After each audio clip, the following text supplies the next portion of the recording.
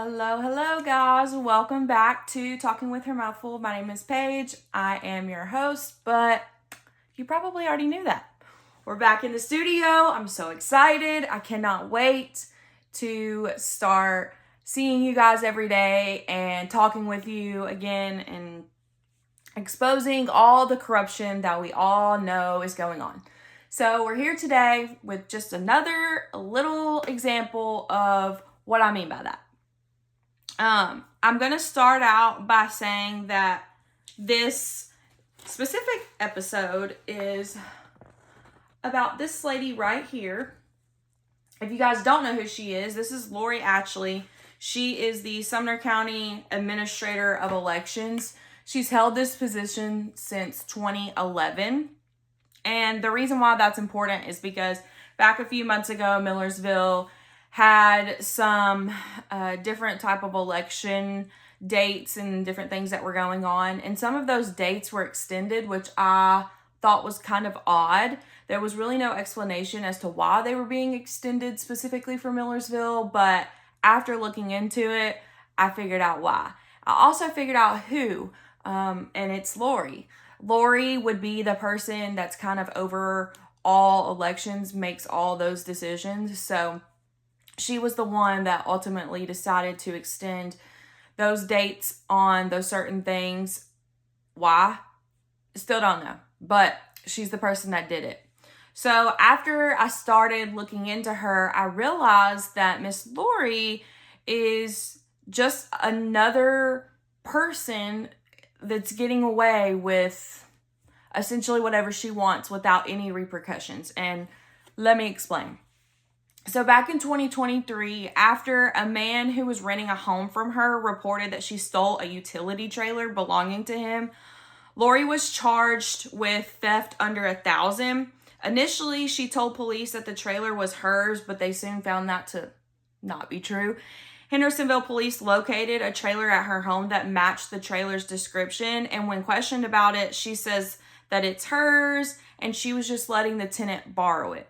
Well, after the investigation, per an affidavit, the trailer was actually sold to the tenant's uncle back in 2014. They verified that it was the trailer by the VIN number. And then Lori changes her story and states that she thought they were referring to another trailer. She was booked in Sumner County on this citation and was released less than 10 minutes later, per an article in the Hendersonville Standard. Number one. If you guys know anything about how the booking and processing stuff works at the jail, I can guarantee you it does not take 10 minutes. It takes way longer than that. And if it takes less, then you probably know someone. And that someone probably is pulling strings for you, because I've never in my life seen anyone be booked and released within 10 minutes. But whatever. So a little more than a month later, Lori found herself back in Sumner County Jail after Hendersonville was dispatched to her home after receiving 2 911 calls in June of 2023. Allegedly, Lori tried to hit her husband in the head with a hammer. Yeah, a hammer. She tried to hit her husband in the head with a hammer after they started arguing. And the first 911 call comes in from Lori's husband. He tells dispatch that Lori's out of control and that she had tried hitting him in the head with a hammer. So I actually have those 911 calls. I'm going to play like bits and pieces of them, but at the end, obviously, I'll post the whole entire thing so you guys can listen to the whole thing, because some of them are quite a bit long. So this is going to be the first call that came in from Lori's husband. 911 location of your emergency. Yes, ma'am. Hey, this is Floyd Wilkinson. Can you hear me? I can. What's the address? Promontory Way. Sunshine Lane, 787, Boy George, Henry. What was the address, sir? It's a dead end of Promontory Way. Do you have a numeric?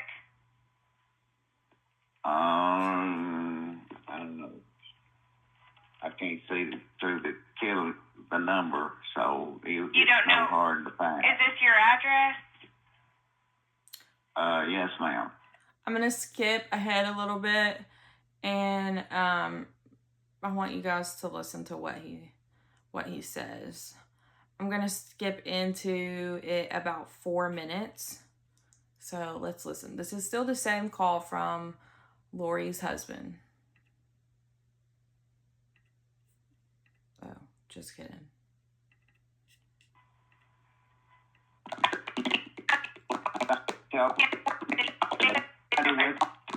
I understand, Floyd. We have him on the way to you, okay? Thank you. Just stay on the phone with me. I will.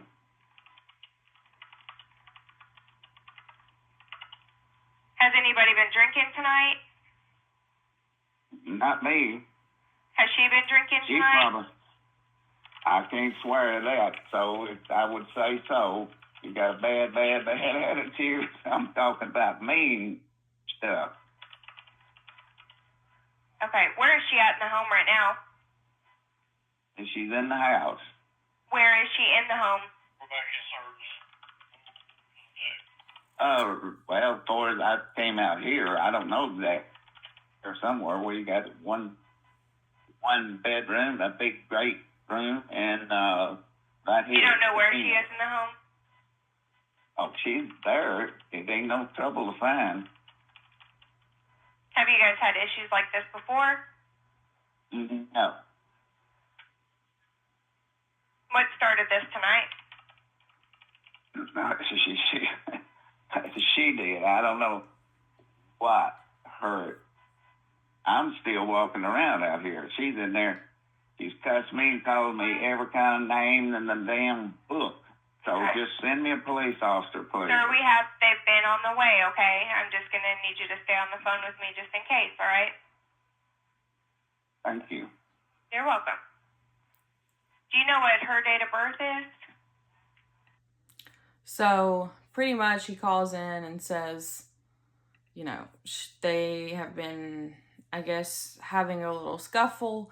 She tries to hit him in the head with a hammer. He calls the cops.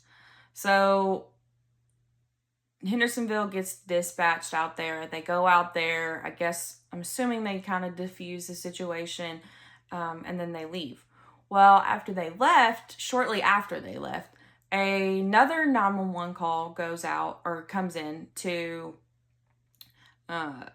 the dispatch, and it is from what I'm assuming is a neighbor, and all he says is that the lady just assaulted this gentleman again. She grabbed a hold of him and slammed him down on the ground. So this is going to be part of that call as well. Let's listen. 911, what is the location of your emergency? What's the address here? I'm on Promontory Way. Your officers just left, but the lady just assaulted this gentleman again. Where at? They left. At the end of, I think it's 204 Promontory Way. That your officers just left here. 204 Promontory Way? Yeah. Mm-hmm. It was another assault. Is this a domestic? She just grabbed a hold of him and slammed him and grabbed his phone, and she just got in my face and yelled and screamed, and and she's got his phone now. She went in the house and shut all the lights off. And hey, Hendersonville, that female has assaulted that male at that 204 Promontory Way. Yep. I don't know if you guys caught that, but she said, again? Yup. So that call is probably about 9 minutes long. Again, it's from a neighbor, I guess, who said something to them. I don't know. So when Ashley was questioned by police, she told officers that she did not want her husband to call the cops again because she kind of felt like the whole entire incident was insane to even involve the police in the beginning. I'm not really sure what she means by that, but there's that. So a preliminary hearing was held for both of these cases before Judge Ron Blanton on August the 23rd. And it was his ruling that there was enough evidence to send both of these cases to a a grand jury. The grand jury issues their indictments on September 8th, where both charges were considered to be Class A misdemeanors, which, in my opinion, is wrong. I don't know about you guys, but I consider if somebody was coming at me with a hammer, that is domestic assault with a deadly weapon, which would create that to be a felony, not a misdemeanor, but that's beside the point. So essentially, it was considered 2 Class A misdemeanors. She ends up actually disputing that testimony given during the preliminary hearing and asks for a jury trial. And what I mean by that is, during that preliminary hearing, the witness, the 911 caller who called in, gave a witness statement, and she disputed everything that they said. So, like I said, the indictments were given on September 8th, and she asked for a jury trial. She also states in another article that this is very likely a criminal court case, but she says that Judge Gay, whose wife is a close friend of hers, will probably recuse himself from this just given conflicts of interest. She goes on to say that the Sumner County DA, Ray Whitley's office, would probably do the same thing, stating that this may be heard in an entirely different county and that it's probably going to take a couple of years to resolve. So I found that kind of funny. I immediately went on Sumner County's court page or whatever, where you can look up any type of court cases and it kind of gives you all the information. And what I noticed right off the bat was something very similar to what I had seen in Goodlettsville regarding Dustin Carr and the whole storage facility type thing. I don't know if you guys remember that, but when that whole case was going on and I was calling and trying to get information here and there, they actually changed the case numbers, which in my opinion and from what I've been told is not a normal practice. Like, you don't do that. But it gets done, and they do that in order to try to confuse people or to lose certain things to kind of botch cases. So when I started looking at Lori's, I noticed right off the bat that she actually had 2 different case numbers regarding the same thing. And I'm going to just show you an example. You guys, obviously, you can go look on this website. It's all still there. Nothing's changed. I just looked at it today.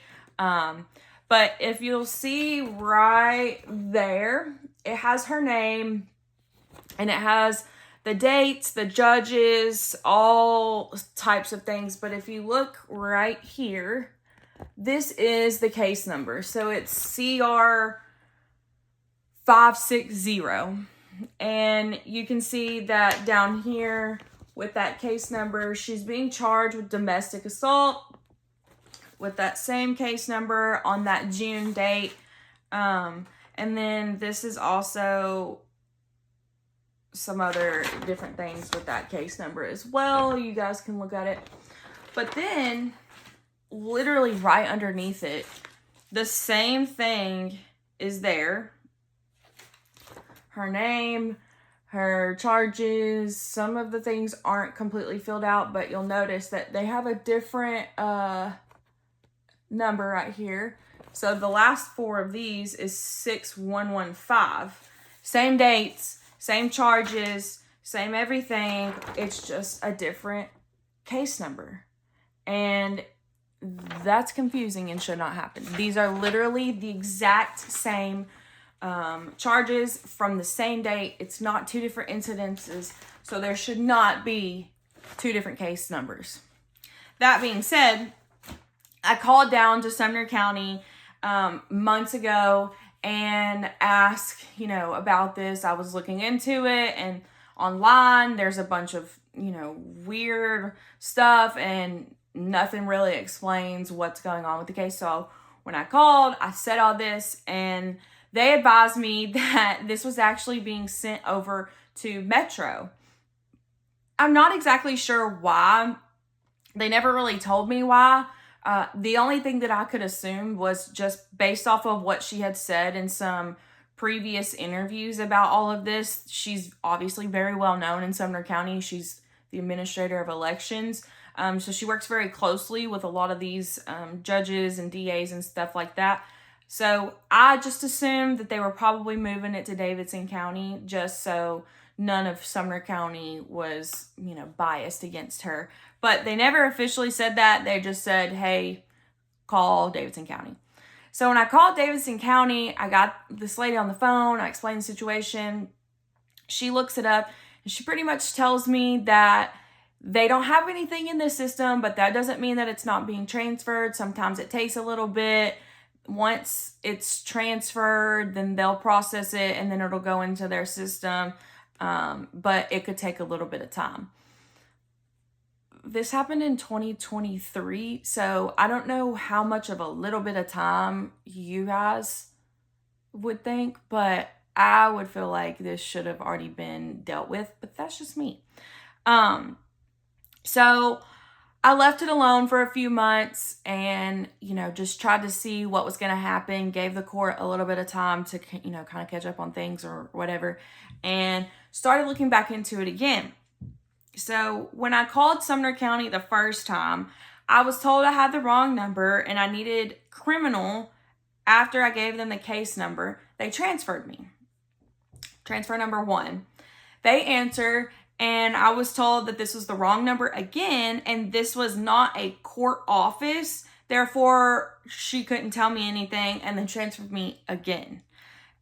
Transfer number 2 happened, which apparently just sent me right back to circuit courts again. And then she told me again I needed criminal and gave me another number to call or to be transferred. Got transferred for the 3rd time. And immediately they put me on hold after I gave Lori's name and the case number. The lady comes back on the phone stating that this is being heard or reassigned to Davidson County, that I would need to contact them for all this info.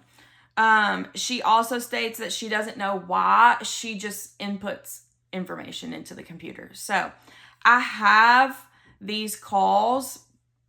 I'm not going to play them for you guys right now because you can go back and listen to them, but essentially it's just me talking to 700 different people and getting transferred 700 different times. But let's see.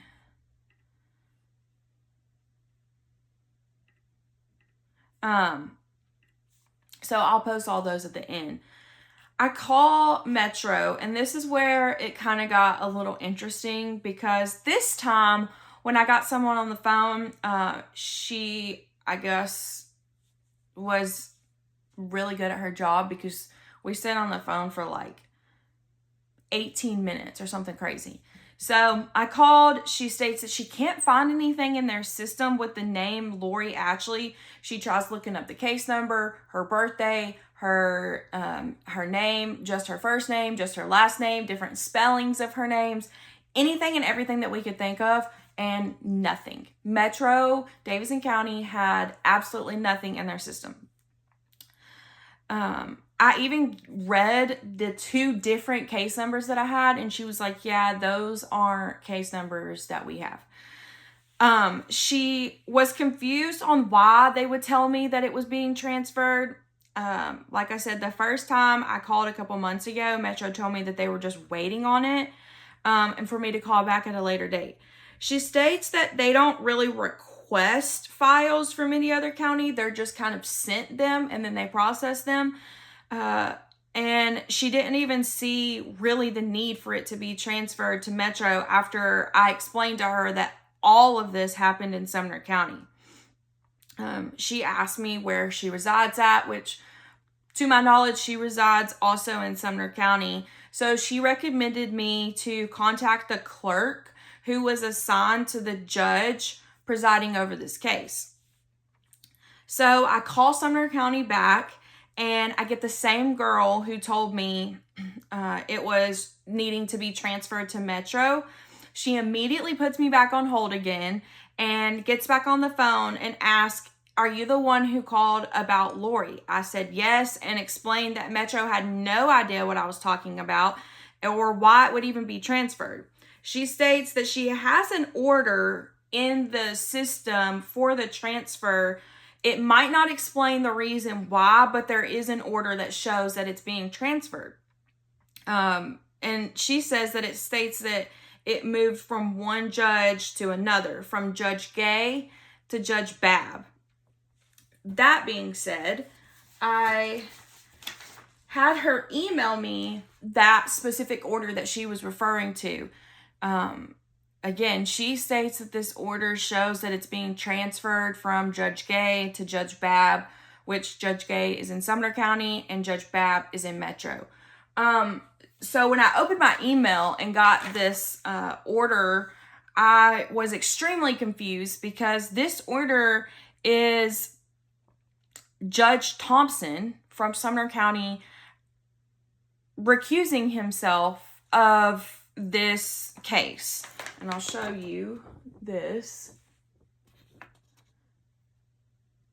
So she told me that this was supposedly the order for transfer.